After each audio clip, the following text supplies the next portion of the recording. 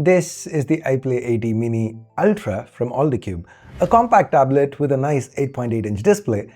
And while recently we've been seeing a bunch of new compact tablets, this one offers something most of the competition doesn't. Now before we take a close look at this iPlay 80 Mini Ultra, if this is your first time here or in case you just can't remember, my name's Ash, you're watching C4eTech, and let's get started.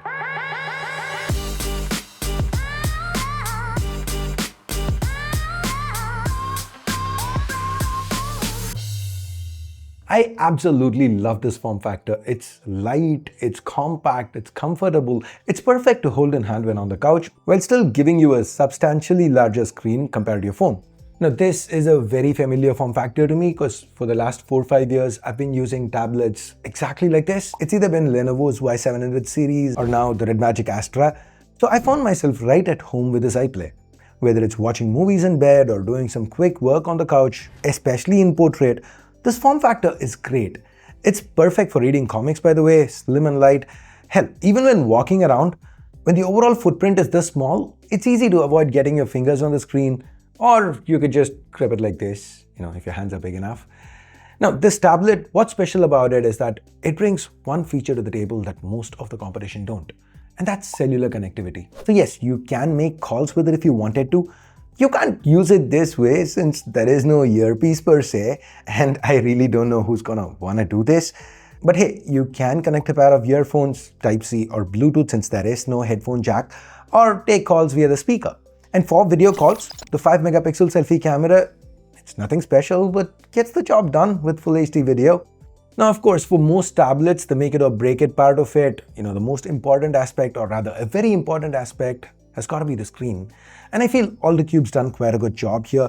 This is an 8.8-inch IPS LCD panel. It's nice, offers wide viewing angles. It's a tad high on saturation, but that might not necessarily be a bad thing since everything pops nicely. There's Widevine L1 certification. That's it, this is not the brightest panel around, topping out at about 560 nits. Though, to be fair, that's bright enough for any kind of usage indoors. Outdoors, under direct sunlight, visibility can get challenging.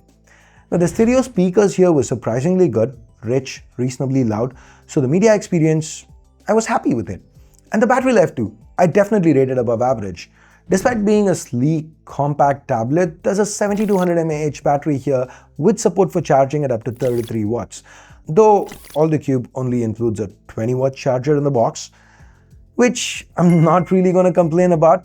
Because these days, for tablets, it's getting increasingly rare to find any kind of charger included in the box. And Alldocube's actually kind of nice that way. They even pre-apply a screen protector for you. It's only this flip case that's sold separately. Anyways, under the hood, you have a Dimensity 8300 running the show. It's paired with 12 gigs of LPDDR5 RAM and 256 gigs of UFS 3.1 storage, which you can further expand via microSD if you wanted to. This is a hybrid dual SIM or single SIM with microSD setup. Nice. Now the Dimensity 8300 is a powerful mid-range SoC, but it is a mid-range SoC. To put things into perspective, I'd say expect better performance than a Snapdragon 8 Plus Gen 1, slightly under the 8 Gen 2. Also, quick note, this is the same chip Anbernic uses on their XX7 line of devices. So a quick look at Retro Game Core's RG477M or 477V coverage will give you an idea of how emulation will work on this device. Now for the day-to-day, everything's hunky-dory. The 144Hz refresh, it feels very smooth. I didn't come across any stutters. That's it, this tablet is not going to be outperforming the Y700 or the last 3 years of Y700s. Although Alldocube markets this as a gaming tablet and it can run most games fine, but I wouldn't particularly recommend it if gaming is your main requirement because sustained performance is lacking. It drops almost 40% of its peak performance in a stress test, though it does not get hot, so there is a lot of thermal headroom. Can Alldocube improve the stability with an update? Yes. But will they? Maybe. Because Alldocube is not really known for their update game, so I'm not gonna hold my breath on that. In general, the software experience is fine. The iPlay is running on Alldocube OS 5.0L, which is almost bare bones Android 16 with a few nifty touches like double tap to wake and turn off the screen thrown in. So guys, who should be buying this tablet? If you ask me, I'd say it's anyone who wants cellular capability in this mini form factor. It's quite simple. With an asking price of $315, this tablet it is competitively priced. Because even the 3 generation old 2025 Y700 sells for $400 most times. But if gaming is priority, if you want raw performance or software polish, maybe going for that Y700 would make more sense. Especially if you buy it used, you could even probably end up saving a few bucks. But if you want cellular connectivity, the iPlay 80 Mini Ultra provides you just that. It provides you a cellular option without making you burn your wallet for a 60Hz iPad mini. So that's my 2 cents on this tablet.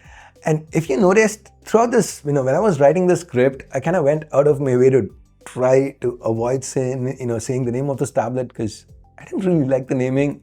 Alldocube iPlay 80 Mini Ultra. Weird, right? So what do you think about this naming? Actually, what do you think about this tablet? Drop a comment down below, and if you've made it this far, give this video a thumbs up, subscribe, turn on notifications by hitting that bell icon if you haven't yet. Thanks for watching. Ash out.